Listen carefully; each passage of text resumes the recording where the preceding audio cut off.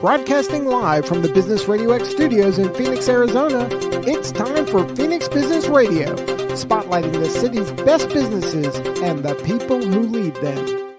Welcome to Phoenix Business Radio, broadcasting live from the Business RadioX studio inside Mac 6 Workspace and the Conscious Capitalism Arizona headquarters in Tempe, Arizona, where we help build businesses and connect you with the right people. I'm your host and Phoenix Business Radio Ambassador, Kendra Maples. Today on the show, we have Mitch Korrub, owner of Royal Commercial Real Estate. I have a little bit about you as far as kind of your involvement with this company that you are the owner of. Royal Commercial Real Estate was formed with the founding members when they decided that there had to be a better approach to commercial real estate. So I have a little bit of an insight as to what that better approach was. But Mitch, I wanted to kind of toss it over to you and jump right in about what was that focus. Well, thank you, Kendra. So our focus when we first started this was we've been in the business between me and my partner over 30 years. And just to see kind of the environment that there was with commercial real estate, a lot of cutthroat, a lot of backstabbing, there's the splits with different companies. Doesn't matter who you're with. I won't really mention any of them, but the splits are what they are. You know, there's always fees involved. So when you get a listing, it's like, you get your split with the company. And then when you actually sell the property, then it's like, oh, by the way, it's going to be an extra X number of dollars because you put a sign up. There's X number of marketing fee. There's X number because you need to buy your broker a Ferrari fee. And, we kind of saw those fees and we were looking at like our paychecks when we're done with these deals. And it's like there just has to be a better way.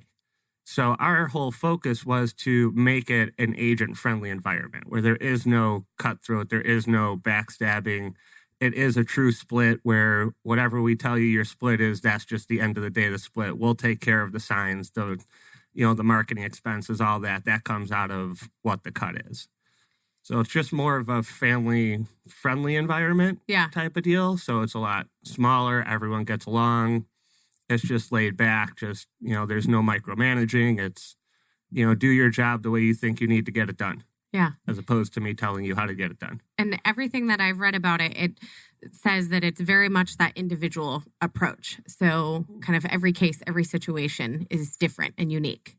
Correct. I mean, that's just commercial real estate in general, right? Like every business is different. So that's a conversation we have to have with every owner is you're usually not going to walk into a space that's like, oh my God, this is the perfect space for me. There's always going to be, you have to build it out. You're going to have to do this. You're going to have to customize it to your certain needs. So listening to the client and what their specific needs is, every restaurant's not the same. Every batting cage isn't the same. No matter what the business is, they're never going to be identical to just move in, walk in space. Mm-hmm. And your focus is buying and leasing of commercial real estate, correct? Correct. Have you done kind of private real estate on the side of, helping mom and pops find a new house? Or has your focus always been more on the commercial side? I've always been on the commercial side. Even when I've moved houses 3 times in the last 5 years. I hire a residential agent to help me with that. You don't even do it on your own just to be able to get it over with? The amount of paperwork they have is unbelievable. They always say oh, you do commercial, it's so hard. And I look at them like, no. What I do is simple. What you guys is hard. And a lot of it, I think, because, residential is very, very regulated. There's ethics clauses. It's just, you're a realtor. It's very regulated. So they have whatever it is, 10, 20, 30 documents that you got to sign. And a lot of it's to protect the agents and the agencies because there's so many of them out there. In commercial, we're not regulated the same way. So that's another important reason why you have to know the commercial agents or brokers that you're working with, because there is no regulation the same way as residential. So, I talked to a guy he's essentially an expert witness here in Arizona. And when cases come down in real estate, he said 90% of the commercial real estate cases that go to court are residential agents trying to do a commercial deal. Oh. And he asked them, why did they try to do it? And they all say, because I wanted a paycheck. And it's like, well, and here you are. Yeah. So, and I kind of feel the same way about residential. Is I could fill out the paperwork and I'm legally able to do it. I just bought a property up in Pine and I have a residential agent representing me. I could sign the paperwork and get that done myself and get a lower price, but I want it done right and I want the little ins and outs to be known. Interesting. Why is it that, residential is regulated, but commercial isn't as much? Technically, in real estate, you could choose to be a realtor. Okay. And being a realtor puts you you're part of the associations, whether that's the Southeast Valley Real Estate Association or SEVRAR, or, the Scottsdale Real Estate Association or Realtor Association. And you have to be a realtor if your broker is a realtor or any member of your firm is a realtor. So in residential, every firm, their brokers are realtors, which means every agent has to be a realtor. And when you're a realtor, the realtor code has those ethics clauses into it.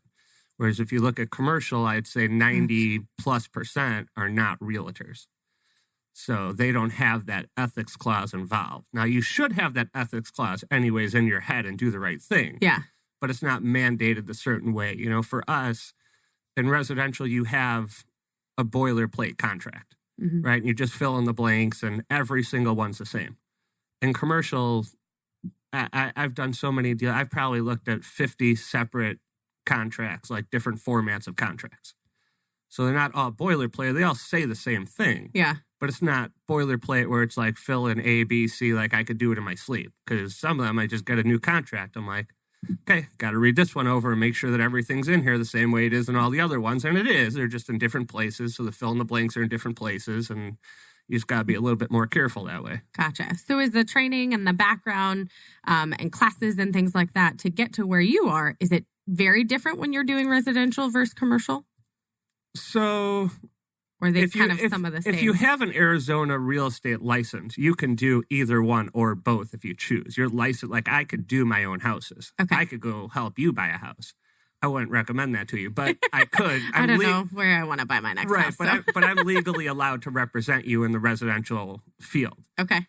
But if you want to do one right and you want to do one well, you need to really specialize in one. There's no way to know everything about residential and what a kitchen's worth and a bathroom's worth in a certain neighborhood and know what an industrial property and a retail property in a different area is worth at the same time. Yeah. There's just too much information to be able to be an expert in everything. Oh, I can imagine. Especially now I feel like from my experience, I'm seeing a couple of friends and family members that are tapping into that residential real estate. They feel like, I can do this in between, my other job and fill some loose ends. Right. And that's another thing is commercial is essentially a 9-to-5 job. Yeah. We don't really work on weekends. I'll always answer clients, email, stuff like that on weekends. But, if you called me and said, I want to look at a place on a Saturday and a Friday afternoon, there's almost no way I'm going to be able to get a hold of the other agent and get them in there on a weekend. Mm-hmm. It's just more of a 9-to-5 job. So to work it around your other job as a hobby, it's not really going to work in commercial. It could work in residential because a lot of times it's people who work 9 to 5. They go see houses at night. They go see houses on the weekend. So you can make that work. Gotcha. And what led you to the position you are with being the owner of this company? What was kind of your experience and what built up to this point? So my background is I'm originally from Chicago and I was actually a teacher in Chicago. Oh, nice. So when we decided to move here, I actually got a job teaching. And when I talked to HR department and found out what the salary was, I thought they were joking. And I was like, sadly, well, that can't work. Like that's not a real number. So from there, I kind of had to reassess. And my background is in economics. So when I was still in Chicago, I did about a 1-year internship with a couple guys I know that were doing commercial real estate. So that's kind of how I got into commercial real estate.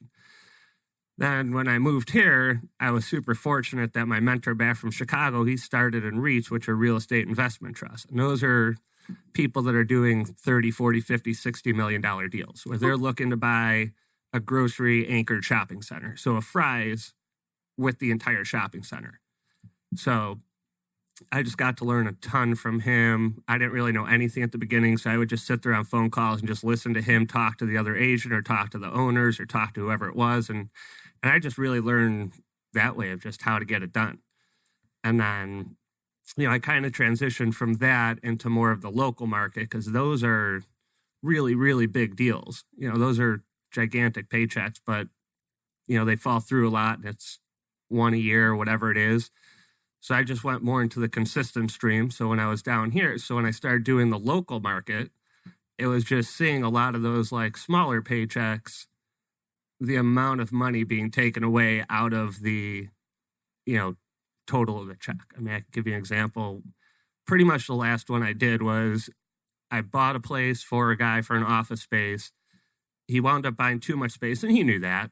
But instead of growing into it, he asked me if I could help him just lease out 1,000 square feet of office. I'm like, all right, I'll help you do that. So it wasn't a big paycheck. Like my total commission on the thing was $1,000, somewhere right around there. And then after all the splits and this and that, whatever, I looked at the paycheck and it was $82. I was like, well.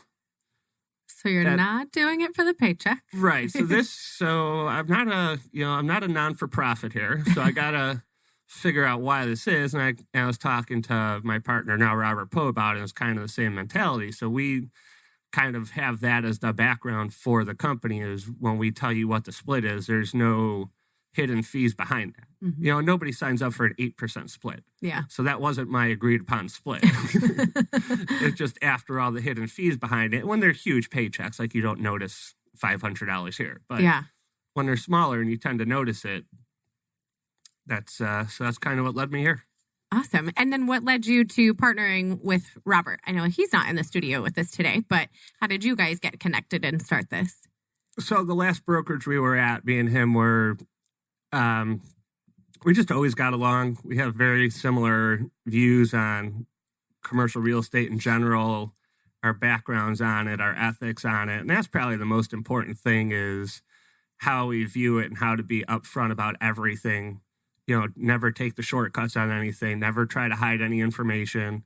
That was one of the major things I learned doing those gigantic deals is, that guy told me is like, if you know something, just disclose it. Mm-hmm. Just because you don't have to disclose it doesn't mean don't disclose it, because what's going to happen is 30, 40, 50 days from now, someone's going to figure it out. Mm-hmm. And when they figured it out, you just wasted 30, 40, 50 days because the deal's going to get canceled over that.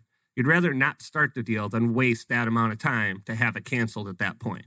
Yeah. Whereas I do see a lot of times where information's getting hidden, hoping it never gets found. And I do see a lot of times where it doesn't get found. So you mentioned 30, 40, 50 days when it comes to some of these deals. What is the usual timeline for a deal? That's a long time. That's a long process. Yeah. So so the standard amount of time is typically we write 30 days worth of due diligence into a deal. Okay. And then after that is typically another 30 to 45 days, depending on the funding. Gotcha. So, in addition to that original 30. To the 30 days. So on a house, you would have a 10-day due diligence, and then you close at 30 days. So with us, we're 30 days of due diligence, and then you close somewhere between 45 and 90 days would be standard. But it's really just based on lending. So if you're doing an all cash deal, you do 30 days, close next day. If you're doing an SBA loan, those typically take a little bit longer because they're government loans. Mm-hmm. So that you might need the 75 to 90 days. And those are more of like the quicker standard ones. There's definitely times where things sit in escrow for 6 months worth of due diligence. Or, we just had one that was 90-day due diligence plus 2 90-day extensions. Oh, wow. And that was based on the owner was selling a property in Texas, and he was going to use that money to 1031 into this property. So he's waiting for that deal to close. So he just built in those extensions based on how quickly he could sell that. And if he didn't sell that in those time frames, then he would have just paid cash for it. But he wanted to use that money. Okay. So that 90-day due diligence, that's a tough word. What is happening during that time? It's just a waiting game? No, the due diligence is when you do everything. Gotcha. So if you're doing just an owner user, like you're buying a house, I always try to go back to residential so people can associate it. But that's what you're doing, like your inspection. You're making sure the AC works. You're making sure, if there's termites, or make sure the bathrooms are working and all the water. That's what you do during that time frame. If you're doing an investment property, that's where you need more time, because that's where you're gathering, let's say you're buying an apartment building. Well, I want to see the leases from all the people in the apartment buildings. I want you to prove to me that they're paying X number of dollars a month. I know you told me what they're paying, but now I want to see the leases to prove that they're doing that. I want to see how long those leases are good for. So you're gathering tons of information. You want to know how much is that owner paying a month in water or electric? Is he passing that off to the tenants? Is that in their lease? Is he paying it? So you got to really put a lot of numbers together, and that's what you're doing during those 30 days. Gotcha. I love this conversation and that you're letting me ask very amateur questions because I know nothing about real estate, and especially when it's, from commercial and that type as well. I have a couple of family members that are realtors, so I hope they don't realize I'm asking such amateur questions, but you're being awesome with your answers to me. Now, one of the things that I know is that you have done all the way from small startup companies up to large corporate clients. How does that look different as far as the smaller startups to the larger clients, or is that process still essentially the same thing? So the process, essentially start to finish, is the same, right? Okay. So $50 million to a REIT is the same thing as $500 to me and you, right? So if you're investing $500, well, that might be important to you. These guys are doing 50 million, where it's the same amount of money, right? So it's all a relative term, and to a lot of people, it's always going to be their biggest purchase or one of their biggest purchases. So I treat everybody exactly the same, whether they're a startup or been in it. I guess the biggest difference is that first conversation with the startup. Like yesterday, I actually talked to somebody who's legitimately a startup.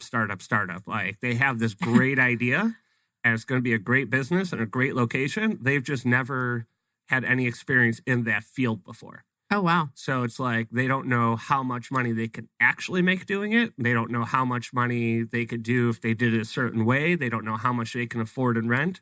So that's obviously a different conversation than having a guy who's like, yeah, I'm opening up my 5th restaurant. I know exactly what I could afford. I exactly know where I want to be, and this is my budget, and this is what I need done.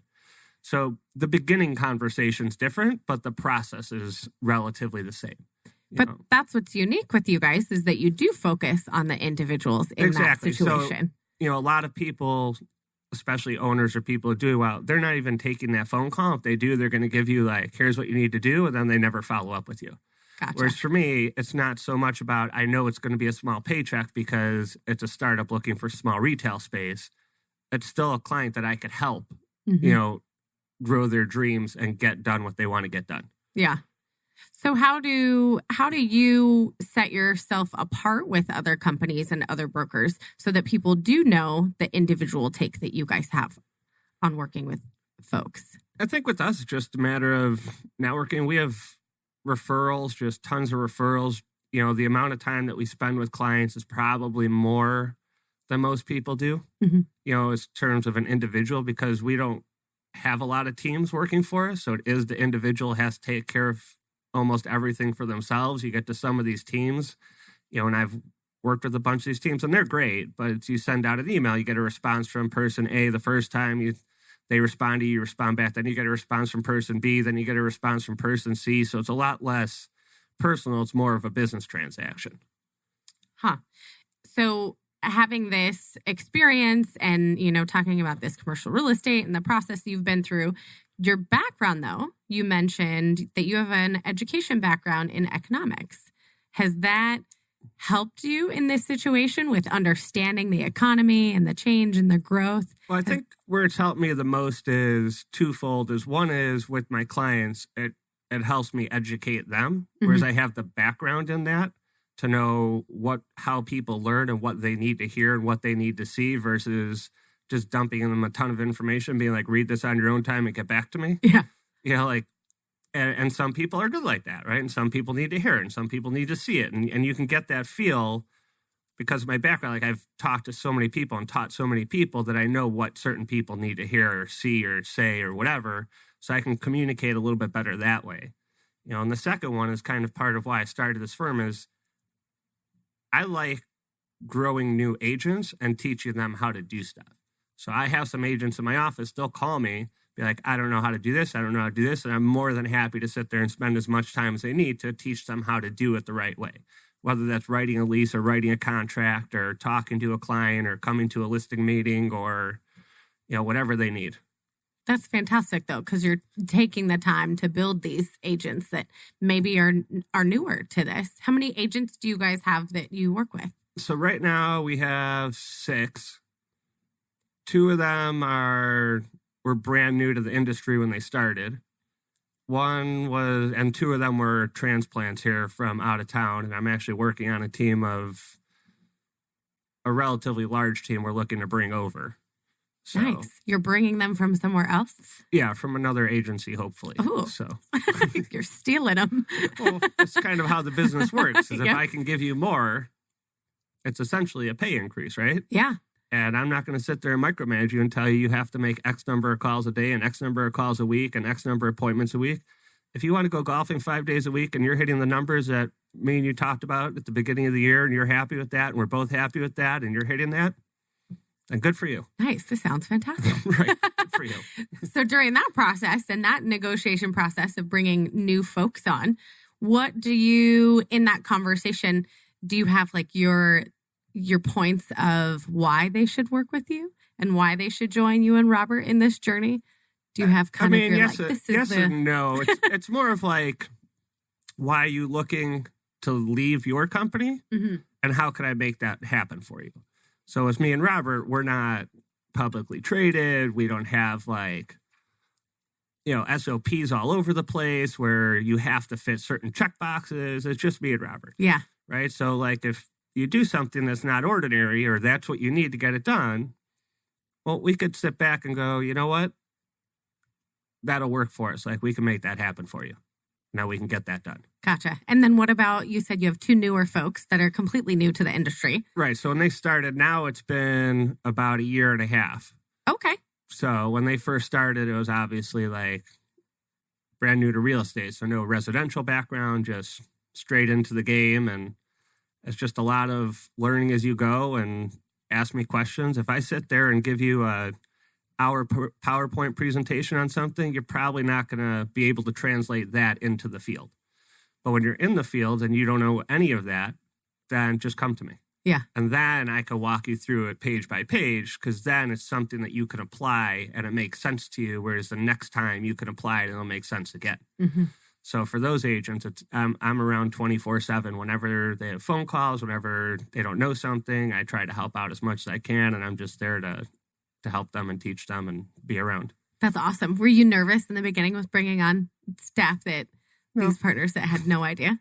No, you're just rolling with it. Well, I mean, I know the game. I know, first-year agents shouldn't expect to make as much as a 3rd or 4th year or 5th or 6th year, right? So it's like, and when they started, I gave them those expectations. Like the first year, you're not going to make any money. It's just, it takes, like we just talked about, it takes 3 months to close a deal. Yeah. And that's from the time you get a contract signed, right? Before that, you have to write an LOI, which is a letter of intent. That could take a month or 2 to get done. Before that, you have to find a property. That could take a month or 2. So it's like start to finish, you're at 6 months from the time you get a client to the time you get any money. Yeah. So it's like you're just not going to make money the first year because of that time frame. But then the second year, make a little bit more because now some of those people from months 4, 5, and 6 are starting to hit in the second year. And then the third year, you'll make more because you have more of a buildup and you're doing that. So, I mean, I could teach commercial real estate to a monkey in an hour. Like, it's not difficult. Primates are pretty smart, though. Exactly.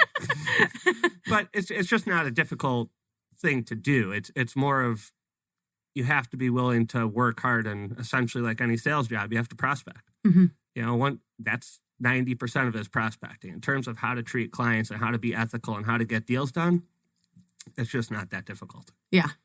Well, and they're learning from, you and Robert, and it sounds like you guys have a very good focus and a very good direction. It's not that brutal, hand over hand. It's very much you're teaching them how to be humans and how to support individuals. Is that a competitive industry in this area, commercial real estate? I mean, yeah, because there's only X number of listings. There's more than plenty to go around, but at the end of the day, it's not competitive where it's like I'm running into the same people every day and we're walking to the same listing appointments every day. Like there's a lot of that, but and if you're not doing your job well, your listing is going to get lost. Somebody else is going to come get your listing. If you have a 1-year listing agreement and you don't do a good job, and you don't get it leased out or sold, someone's going to call them. And someone's going to say, I could do a better job. So in that sense, it's competitive. In terms of like your standard deals, I think by and large, 90% of agents get the big picture if we're trying to work together to get a deal done versus trying to win the deal. Mm-hmm. And I think that makes it a lot easier. Nice. Is there a particular area that you focus on or that you tend to have more opportunities, or just kind of Phoenix, Arizona as a whole? I mean, I personally don't, but our agents, we have one that's more of a multifamily guy. We have one that's more of an industrial guy. So it's gotcha. we do have people that are more focused in certain areas. For me, I kind of overview everything. Yeah. But that's good. If you have agents that have a particular focus, then you know who to kind of send opportunities to. Exactly. So when I get an industrial deal, I'll kind of push it off towards the industrial person. If I get a retail deal, I'll kind of push it off towards the retail person. So. Gotcha. Nice. So I do have another question back to when you said that you have the two newer folks on your team. Yes, you're there 24/7. I mean, you have to sleep at some point, but yes, you're there to help them ask questions. Is there any particular guidance as far as maybe classes or something that you have them take? Is there any kind of bottom line of, okay, you have to do these particular courses to have a better idea? We have a training program to start. Okay. I mean, it's typically, it's more of on your own type of a situation, so you can go as fast or as slow as you want. So it typically takes like 3 to 6 weeks. Okay. But even when you do that, there's a lot of questions involved in that because it's a lot of going out and seeing. It's a lot of learning. It's to learn it from scratch there's a huge learning curve, right? But in the first 3 to 6 months, you're going to get 90% of it down. And then after the 90%, then you're really just learning every deal is different in its own way. So it takes a while to be like, oh, I've seen this happen in a deal before. Because you might go through 20 deals and they're all different. So by deal 20, you're still learning something new the same way you were deal 1. Absolutely. You just don't realize it, right? But to understand the language of the first deal, that's what takes that 3 to 6 months. And that's really just going out, seeing it, feeling it, touching it. The more conversations you could have with people, the more commercial real estate people you can either talk to, or the more people you can call and say, hey, I have a client interested in this. And then you start hearing the numbers and the triple nets and the modified grosses and all of that stuff. And then it all of a sudden becomes second nature to say it, in certain ways. Whereas when you first start, you're like, you said CAM. What does CAM mean? Or you're saying a lot of things right now. And I'm like, I don't know what any exactly. of this So is. it's so at the beginning, that's where you got to kind of sit down and teach them what it means and give them situations or examples of what different things could mean. But then, within a few months at the most, they have those terms down cold. Where they're having those phone calls with other agents. They're not as nervous anymore. So it's really just getting over the hump of the first couple where it's like, I don't know what I'm talking about. Making and some I'll listen flashcards. to their phone call with them you were perfect. Well, I didn't feel like I knew what I was saying. I'm like, you said everything right. So it's just getting the confidence of when to use terminologies and acronyms where it's like, it, you just don't trust yourself. And then after 1 or 2 calls, you're like, oh, I got this. Yeah, that's awesome. Well, and them knowing the terminology, and then like you said earlier, being able to educate that to the folks that you're working with so that they understand the terminology. I might have a small business and be ready to find a location and need a commercial realtor, but I have no idea. My husband and I are looking at where we want to move right now. And I'm like, I have no idea. and that's kind of like the person I talked to yesterday that wanted to open the business, and I have to, kind of slow down and break it down and give them the whole process and let them know, with them, they were so far at the beginning. It was like, you guys need a business plan before I can even show you anything, because you need to tell me a budget. You don't know the budget because you don't know on your profit margins and your nets and your grosses yet. Oh, wow. They were so far. They're so far at the beginning, but that's what people like to do is jump ahead and be like, okay, how much is rent going to cost me so I could throw that in the business plan? Gotcha. Whereas sometimes that works, but then sometimes you're manipulating the number to make it work. Whereas it's better if you have the business plan and tell me the number that works. Because if I tell you $5,000 a month and you're making $6,000 a month, you're like, well, I could get $5,000 a month in. So they were more or less meeting with you to be able to have an understanding of those numbers. Not necessarily, they weren't necessarily ready to get a place right now. Well, they thought they were. They wanted to get a number of how much is this going to cost me for rent, and then I can put that into my business plan, and then we could figure out how much other money we're making and see if we could afford the rent. Yeah. Whereas if you just tell me you could afford, maybe it's a smaller place. But at least we know that's what works within your budget. If I just tell you a number, you can manipulate it, and it almost never works out well. Yeah. So you give me the number first. So, but when I'm telling them about the process, like the first thing we do is we write an LOI, and I'm like, that's a letter of intent. So it's like you kind of have to slow down. By the third or fourth conversation, even with clients, I'm like, okay, we're getting ready to have the LOI, or they'll start saying the terms back to me. Nice. I'm like, all right, good. Got that one. Nice. Is there another example of kind of a unique situation or a unique deal that maybe was unique or that you liked or maybe that you didn't like? You don't have to tell anyone if that was theirs. But any examples of interesting deals and whatnot that you've worked on?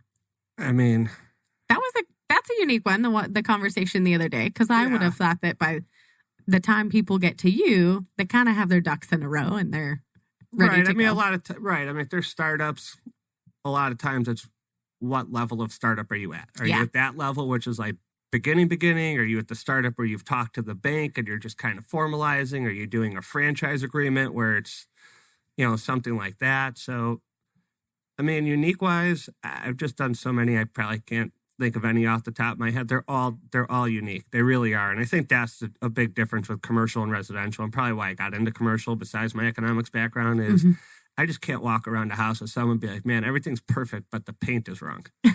Like that would drive me bananas to hear that. And commercial is like they're all unique. So everybody's going to have that situation where you walk into a property and the first thought is going to be, I need to move that wall over there, whether it's for office space or restaurants. Like, this is a good kitchen. I need mine a little bit bigger. Industrial space, or it's like you have one office and 25,000 square feet. I'm going to need to build out 3,000 square foot of office and 22,000 of warehouse. So everyone's just a little bit different, and the clients are all a little bit different, and the landlords are all different, and owners are different. So they're all unique in their own way. How does that work when there's a location that has a landlord too, but you are working with somebody to find some commercial space? How does that relationship work, or does that dynamic work? Is the landlord super involved or not involved? Well, usually the landlord has representation on their side, a listing agent, and you, for the most part, go through the listing agent. If things get dicey or the listing agent's out of town for any period and you're really close to ending a deal, then maybe you'll go straight to the owner. But by and large, the owner landlord, you have that 1 degree of separation through the listing agent. Gotcha. And then do most people, how do they find you? You said that at this point, you guys have a pretty good network of, getting referrals, but how do they find you? Or is it just referrals through other people? We have a lot of people that just find us online. If you Google, we actually won 2019 Best Commercial Real Estate Company in Tempe. No way. Yeah. Nice. So, congratulations. Thank you. So that goes online. Just Google the website, prospecting. We have, a lot of good agents that are just out there making phone calls, getting our name out, going to networking events and stuff like that. I mean, we're not one of the bigger national companies that's going to have TV commercials and billboards and, stuff like that. We're kind of that smaller family. Yeah, but sometimes you don't need all of the big billboards and things like that. No, and we're also not in their competition level, right? Like, we're not looking to represent the guy who owns property in Phoenix, LA, Chicago, New York. Gotcha. We're looking for the people who are, for the most part, locally based. Gotcha. For the most part, have properties here, looking to invest in Phoenix, more along those lines. So what are the goals that you guys have, that you and Robert have for your company and your company's growth?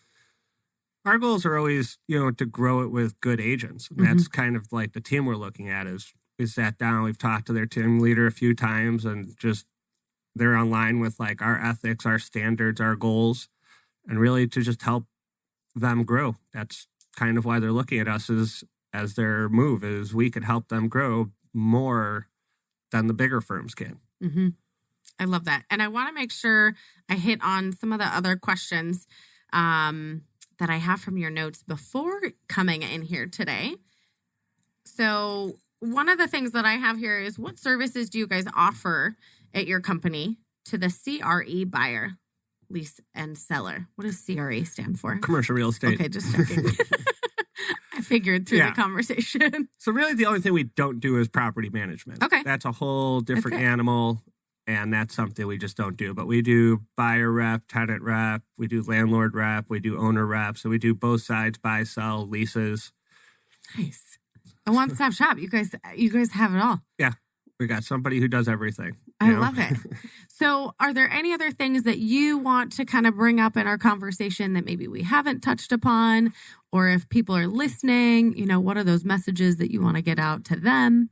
Yeah, I mean, I guess the one thing I could say, like the way our company was founded and like our one kind of big thing that I tell all of our new agents or anyone that I hire is I tell them there's 2 ways to get fired from us. It's like, one is if you don't produce, because like, even though you don't get a paycheck, it still costs me money to have you on board, right? Yeah. Like there's still technology, there's still software, like it still costs me money. Mm-hmm. And the other way is if I ever find out that you missed a family event, whether it's your kid's baseball game or a play or a musical, if I find out you missed that for work, I'll fire you. Ooh. Because this job's just not that hard. Like one off, you have a client in town from Mexico and he's here for 1 day and it kind of coincides with something, it happens. Mm-hmm. But to have that happen more than once or twice, then there's something wrong. Then you're working too hard. I absolutely love that you make that known to the agents and the staff that you have, because it goes to show the values and the culture that you and Robert are trying to create within your company, which I think is fantastic. Especially right before we went on, we were talking about your boys and baseball and your 12-year-old golfs. There's life outside of the job that you're doing. And I love that you guys are creating a company that meshes both of those worlds together. The goal for us is to have people come work for us that are never going to want to leave. Yeah. Right? Like and commercial real estate's one of those jobs you could do till you're 90. It's not a grinding job, 9 to 5, where it's too much. And if it is, then it is. Because some people I know do that and they're gray and bald when they're 40, right? So we don't want that. Like we want people to stay with us for a long time and be happy with their jobs. If you need to work from home, work from home. Right? Yeah. If you don't need to drive to work, don't drive to work. If you need to get something done or you have a doctor's appointment, don't drive to the office, spend 45 minutes driving there, get a half-hour work done, drive to your doctor's appointment for a half hour, drive back for a half hour, get 45 minutes worth of work done and go home. Like you got an hour's worth of work done. Yeah. I'd rather you just stay home, get whatever work you can get done, probably 4 or 5 hours, and go to your doctor's appointment when you have to. You don't have to approve that with me. Right. And I'm sure it helps the overall feel of being there and having, employees that are part of that company. It takes the stress. They're grown adults. Right. They've got stuff. Go to the doctor and then come back. Right. I know what they're doing based on the deals they have in play, the prospects they have in play, the numbers that they're producing. Mm-hmm. I don't need you to check it every day. I don't even need you to really check it every week. Like when I need you, I'll let you know. Nice. Other than that, you're a grown up. You can do what you want. Can you tell pretty much in the beginning if somebody is going to be a right fit with your team? Or have you ever had anyone that just really didn't mesh with the values and the culture that you guys have? You don't have to say their name. Right, I was going to say, I don't think we haven't had anybody. I mean, we've had people not work out, but it's more of like, I think people get into kind of like what you said earlier, where they think it's almost like a hobby. Yeah. And it's like, it's not a hobby. Like when I tell you could work from home, that doesn't mean work for an hour, watch TV for an hour, eat lunch for an hour, work for 15 minutes, watch TV for an hour. Like it's 9 to 5, right? Yeah. So if you're at home, it's still 9 to 5. You're still doing it. Right. You need to go pick your kid up at 3:00. That's fine. And that's essentially at the time it would take you to drive to the office. But when you're at home, it's not watching TV playing on your laptop. It's you still have to go out and prospect. You still have to do all that kind of stuff. You still, so that's probably the biggest hurdle that people don't get is like, oh, he didn't make me come to the office. So here I am and I have nothing to do. Yeah. But like you said, you can see on the back end if there's things happening. Oh, I could see it. And I talked to them. Yeah. Over and over and over and over and over and gave them different ideas to process because not everybody's going to pick up a phone, right? And make cold calls. Not everybody's going to send cold emails. Not everybody wants to go to networking events. Not everybody wants to golf every day. So it really just depends on who you are and what works for you. So let's find something that works for you. And whatever works for you, let's do that. Yeah. Right? And you have to have more than one area of process. You can't just cold call. You can't just send out emails. You have to have different levels, but let's find something that you like doing, that you're good at. Let's start there. And then we'll build off of that. Are the cold calls and networking events a huge part of getting started? And maybe for the newer people that don't have as many referrals, but is that a big part of that job?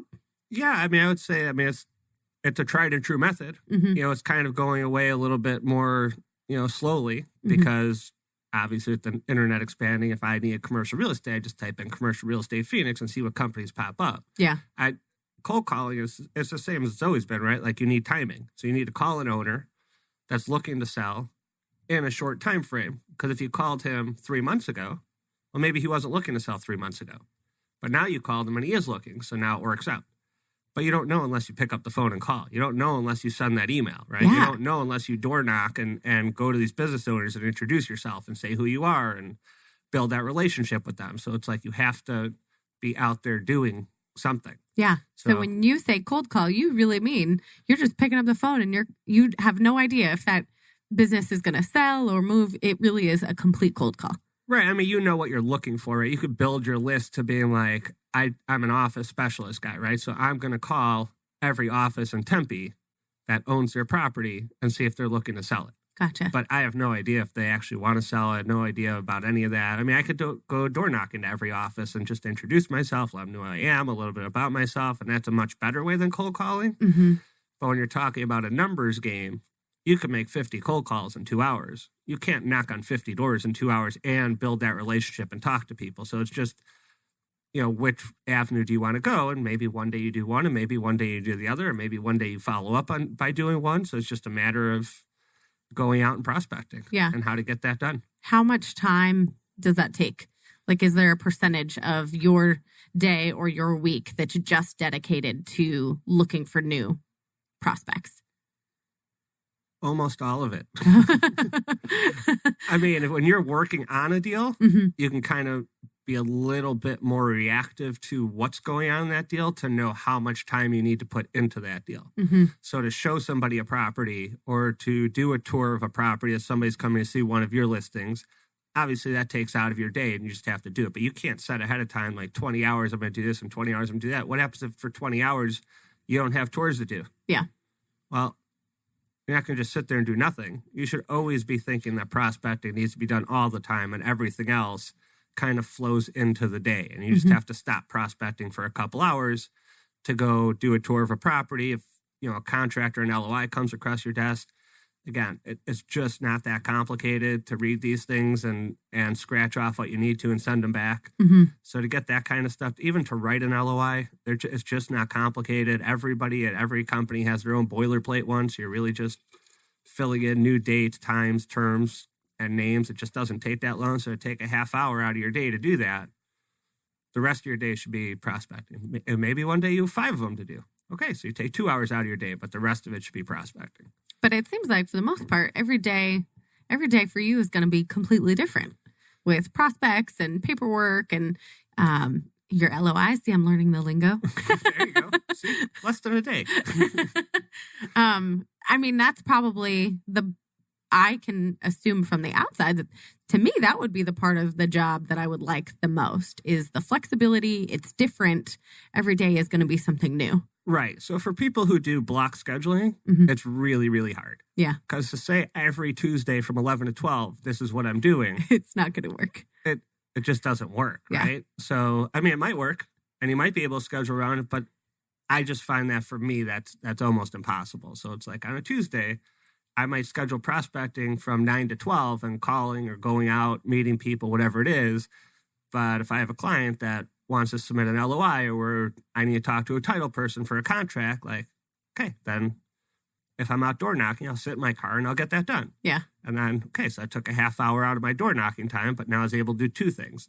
I certainly wasn't going to say from 9 to 12 I'm prospecting, but 10 to 10:30 I have allotted to contract time.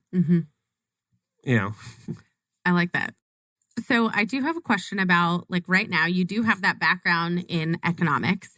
And so you'll hear people say, as far as like residential real estate, you'll hear, oh, this is a good time to buy or a good time to sell or the market is, good.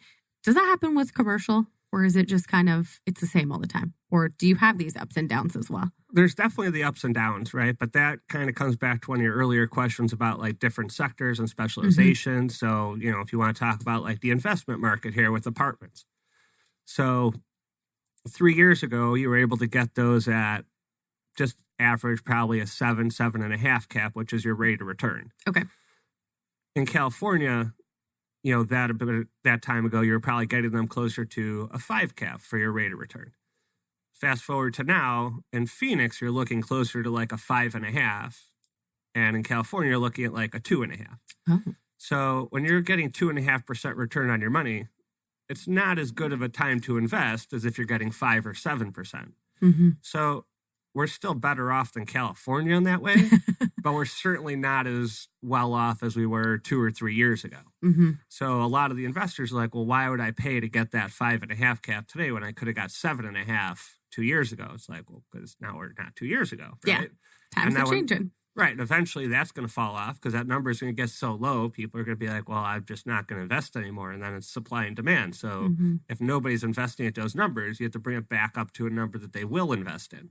And that's kind of the ebbs and flows of that. So it's going to get to one of those points pretty soon. Gotcha. In that area. You know, when you talk about industrial, like they build industrial so fast in the Phoenix market that they can't hold it. Oh, every area, there's always a new building here, a new building there. Right, everything. And they're all pre-sold. Like they have leasers in place before they even build them. I mean, that stuff gets absorbed so fast. You go to some of these towns that are expanding like nuts, like Queen Creek, they don't even have industrial. They're starting to build it. Interesting. So, you know, I get clients like, I want to be in Queen Creek. I'm like, great, there's nothing. There will be if you wait a year. Try again. Right. So it just kind of depends on the market. Then obviously specific to different, you know, little areas, whether it's Tempe or Gilbert or Glendale when, you know, for office space or whatever. But it's definitely there. It's not as much, I don't think, as residential because people don't look at it every single day, but there's definitely ups and downs. Gotcha. Interesting. Well, thank you again for letting me ask some very amateur questions. It's interesting because it's not an area that I'm familiar with. It's not, a career path that I would know anything about. So it's really nice to be able to talk to somebody like you that has that background. You are the owner of this company. And, you know, to see the growth that you and Robert have been able to do is pretty fantastic. So before we wrap up, do you have any other last thoughts or anything that you want to share? And then I'll also, after that, have you let our listeners know how they can reach you if they are interested. I don't really have any other last thoughts. Nice. Well, if people are listening and they want to get in contact with you, how would they do that? If you want to get in contact, you could always go to our website. It's www.royalcre.com. So it's like commercialrealestate.com. And if you click on the info address, email address, that actually comes right to me. So if you need to get a hold of me or if you have any questions and you can't find my email address, which all of ours should be on there, and phone numbers, but if you want to just send a basic question through that way, I'll get it that way. So. Awesome. Well, I think that's all the ways that people can reach out to you. So fantastic. Thank you again, Mitch, for being here. This was fantastic. You've been listening to Phoenix Business Radio, broadcasting live from within the Max 6 and Conscious Capitalism, Arizona Business RadioX studio. Some media leans left, some lean right. We lean business. Until next time, this is Kendra Maples. Thank you for listening.